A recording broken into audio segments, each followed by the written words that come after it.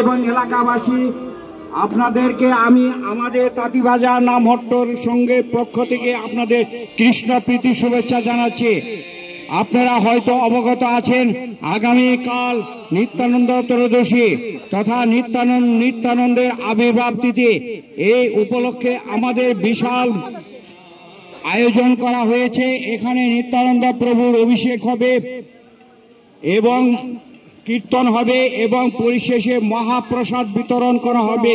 কাজেই কৃপা করে আপনারা যে যা পারেন আপনারা এই নিত্যানন্দ ত্রয়োদশীর অনুষ্ঠানে অংশগ্রহণ করে আপনারা নিত্যানন্দের কৃপা থেকে কেউ বঞ্চিত হবেন না।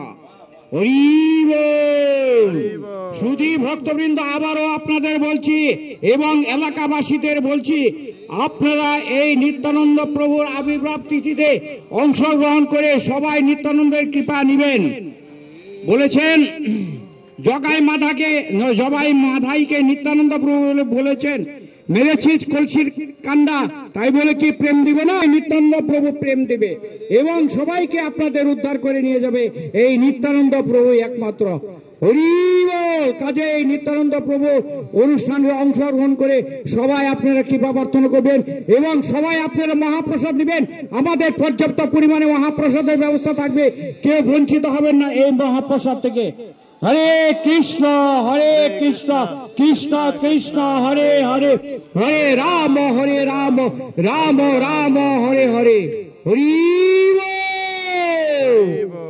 আপনাদের সবাইকে বলছি, আপনারা সবাই জপ করবেন, বাসায় বসে জপ করবেন এবং একাদশী করবেন তথা আমাদের ভগবানের যে অনুষ্ঠানগুলি থাকে, ভগবানের আবির্ভাব তিথি, নৃসিংহদেবের আবির্ভাব তিথি, জন্মাষ্টমী এবং রামচন্দ্রের আবির্ভাব তিথি এবং নিত্যানন্দ ত্রয়োদশী তিথি এবং গুরু মহারাজ এবং প্রভুপাদের আবির্ভাব তিথি, এইসব অনুষ্ঠানগুলি আপনারা পালন করবেন। তাতে আপনারা ভগবানের কৃপা পাবেন।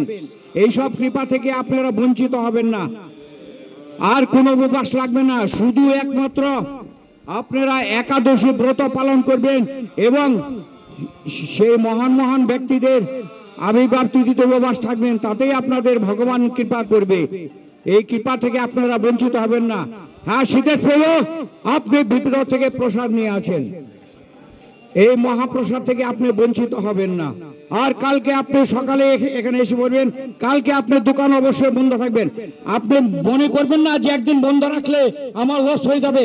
এই নিত্যানন্দ প্রভুর অনুষ্ঠানে আপনি যদি একদিন দোকান বন্ধ না থাকে, 10 দিনের লাভবান হয়ে যাবেন। নিত্যানন্দের অশেষ কৃপা। বলেছে মেরেছিস কলসির কাঙ্গা, তাই বলে কি প্রেম দিব না? তাদের বুঝতে পারেন এই নিত্যানন্দ প্রভুর কৃপা।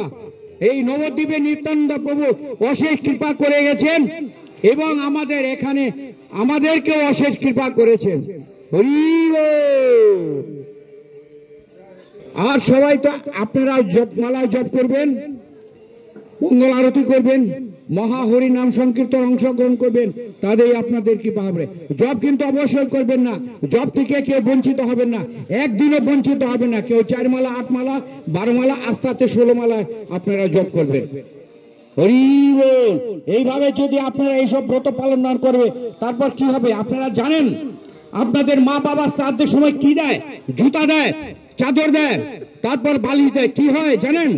তাকে যমলোকে পৌঁছাতে হবে। তাকে যমলোকে পৌঁছাতে হলে অনেক কষ্ট করতে হয়, আগুনের মধ্যে থেকে হাঁটতে হয়, গরম বালিতে হাঁটতে হয়।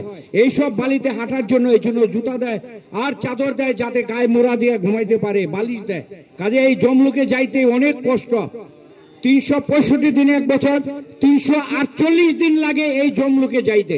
তাহলে বুঝতে পারেন, তারপর যমলোকে যাবেন, তারপর বিচার হবে। মানুষ বলে না যে আমাদের তো এখন সময় নেই। আর কবে সময় হবে? এই যতক্ষণ পর্যন্ত থেকে আপনি সাধু সঙ্গ করবেন তখন থেকে আপনার সময় হয়ে যাবে। বুঝতে পারেন? বলেন আপনার বয়স কত? কোন বয়স? সে জন্মের বয়স না, বয়সটা কবে? আপনি যতক্ষণ থেকে সাধু সঙ্গ করতেছেন তখন থেকে আপনার বয়স শুরু হবে। বুঝতে পেরেছেন? এইভাবে যদি আপনি সাধু সঙ্গ না করে তাহলে আপনাদের জীবনটাই বৃথা। আর টাকা পয়সা ধন দৌলত এসবের তো কোনো বালাই নাই। আমাদের ভক্তদের দেখেন কত টাকা পয়সা। আমাদের এখানে এক ভক্ত আছেন, শুধু কানে কানে বলে কত লাগবে, কানে কানে বলে শুধু কত লাগবে অনুষ্ঠান করতে, নাম বলবো না, নাম বলা যাবে না, শুধু কানে কানে বলে কত লাগবে, তাতেই কৃপা হয়ে যায়। এই যে আমরা বড় বড় অনুষ্ঠান করি, আমরা কি বেশি কালেকশন করি? আমরা তো বেশি কালেকশন করি না, শুধু ভক্তদের মধ্যে কালেকশন করি, ভক্তরা এইভাবে এমনি ভাবেই দিয়ে দেয়। বুঝতে পেরেছেন? জানেন মুসলমানদের মধ্যে টাকা পয়সা সোনা দানা থাকলে তাদের 4 ভাগের 1 ভাগ টাকা দিতে দেওয়া লাগে। যদি 10 ভরি সোনা থাকে 10 ভরির 4 ভাগের 1 ভাগ সেগুলি দান করা লাগে। আর আমাদের ভক্তদের মধ্যে যদি আমরা বলি আপনি 500 টাকা দেন, 1000 টাকা দেন, দিতে চান, কিন্তু ওই নাই করে নাই করতে করতে নাই হয়ে যায়, কিন্তু আমাদের ভক্তরা ঠিকই দেয়। এই দেখছেন এখানে এক প্রভু বসে আছেন, বলবো না আমি তার কথা, যা তুই মাপ চাকা। আমি এই যে এখানে ভক্ত আছে, এই যে ভক্ত আছে, এই যে মথুরা প্রভু, কালকে এই অনুষ্ঠান দেখবেন কত আয়োজন আমাদের।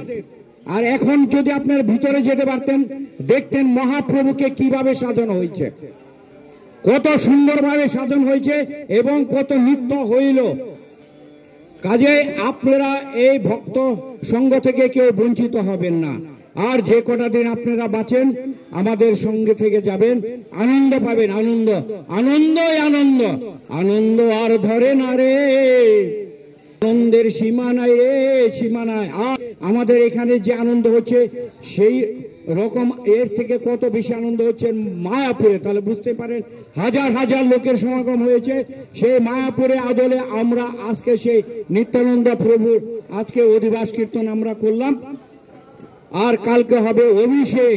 আপনারা সবাই এখানে আসবেন ধুতি তরি পরে এবং উপবাস থাকবেন, অভিষেক পর্যন্ত উপবাস, তাহলে আপনারা অভিষেক করতে পারবেন। ধুতি উত্তরি নিয়ে আসবেন, ধুতি উত্তরি ছাড়া অভিষেক করতে পারবেন না।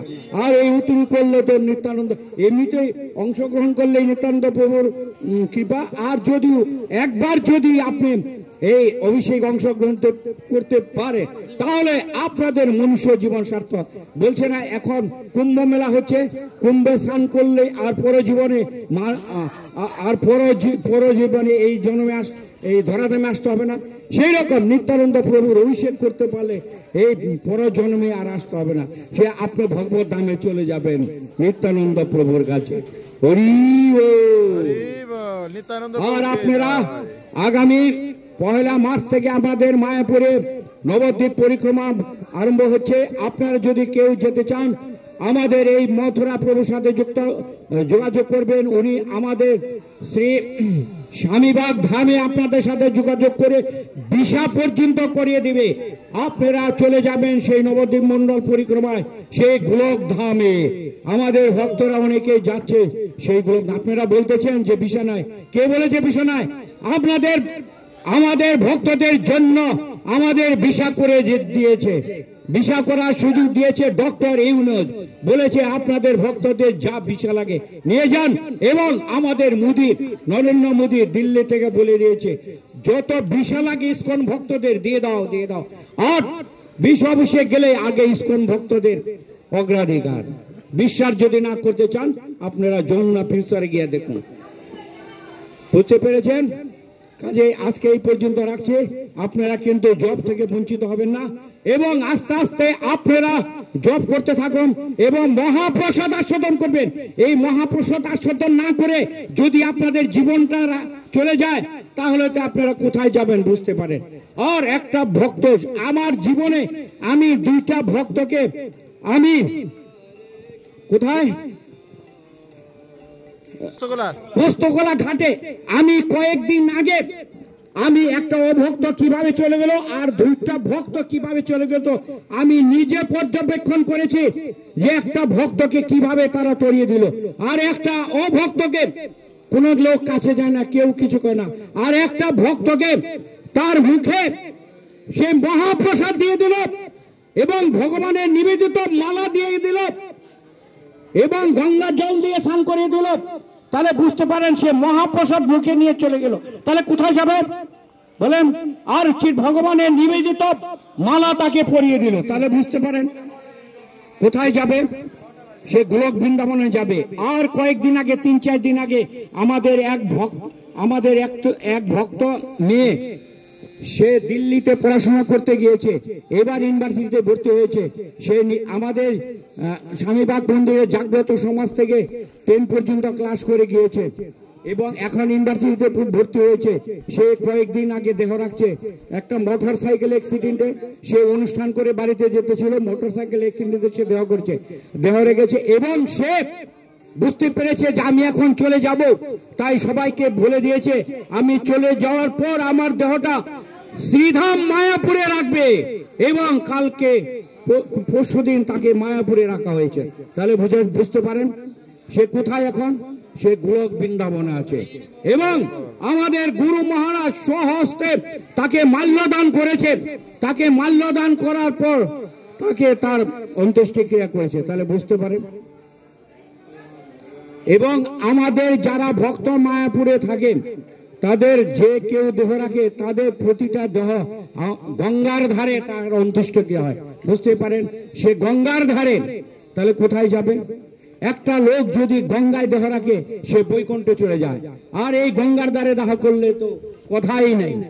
বুঝতে পারেন মায়াপুরে, সে মায়াপুরে মহাপ্রভুর বাড়ি যেখানে, সেইখানে মহাপ্রভুর বাড়ি যেখানে বুঝতেই পারেন সে মহাপ্রভু সে ভগবান স্বয়ং ভগবান রাধা কৃষ্ণ মিলিত তনু, তার জন্ম হয়েছে কোথায়? শ্রীধাম মায়াপুরে। সেখানে এখনো মায়াপুরে মহাপ্রভুর জন্মস্থান এখনো আছে। নিম গাছ এখানে আছে, যেখানে মহাপ্রভুর জন্ম হয়েছে সেখানে আছে। সেগুলি আপনারা যাবেন, সেগুলি দর্শন করবেন, রাধা মাধব দর্শন করবেন, আরো কত মন্দির আছে দর্শন করবেন এবং নবদ্বীপ মন্ডল পরিক্রমা করুন। আপনাদের মনুষ্য জীবনটা সার্থক করুন। কোনো ব্যাপার না নবদ্বীপ মন্ডল পরিক্রমা। 8 দিন বাইরে থাকবেন, 8 দিন বাইরে আমাদের ভক্ত, আমাদের প্রভুরা যে সেবা করে, মায়াপুরের ভক্তরা যে সেবা করে, আপনারা বলবেন যে কি সেবা। এক একটা গ্রুপে 3 থেকে 4 হাজার ভক্ত থাকে এবং এইরকম 7-8টা গ্রুপ থাকে। তাহলে বুঝতে পারেন তাদের কোনো থাকা খাওয়ার কোনো সমস্যা নেই। আপনাদের 8 দিনের জন্য আপনাদের বের করে নিয়ে যাবে, 8 দিন পর আবার মন্দিরে নিয়ে আসবে। দেখবেন কত আনন্দ, আনন্দই আনন্দ। আনন্দের সীমা নাই, সীমা নাই, সীমা না যাবে আনন্দের সীমা নাই। আবার পরিশেষে বলছি আপনারা জপ করবেন, একাদশী করবেন এবং ভগবানের তিথিগুলি পালন করবেন এবং আগামীকাল অবশ্যই অর্ধদীপ উপবাস থাকবেন এবং আমাদের সাথে থাকবেন। আমাদের সাথে থেকে অভিষেক নিতান্ত প্রভু অভিষেক করবেন, চন্দ্রমিত পাবেন, মহাপ্রসাদ পাবেন, দেখবেন কত আনন্দ। আবার কালকে আপনাদের সাথে দেখা হবে। কালকে সকাল থেকে আমরা এখানে থাকবো এবং আপনারা যে যা পারেন সাধ্য মতো নিতান্ত সেবার জন্য আপনারা কিছু কিছু প্রণামী দিয়ে যাবেন। এই প্রণামী দিলে আপনারা নিতান্ত প্রভু কৃপা পাবেন। হরি বল।